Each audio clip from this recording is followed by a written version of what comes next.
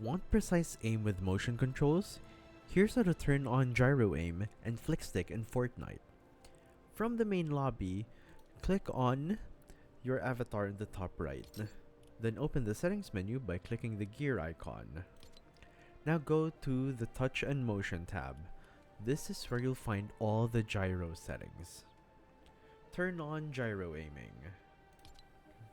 This lets you aim by physically tilting your controller, perfect for fine-tuned accuracy. Next, turn on flick stick. This lets your right stick handle fast turns, while gyro controls your aim. Adjust the sensitivity sliders below to find what feels right. Lower sense gives you more precision.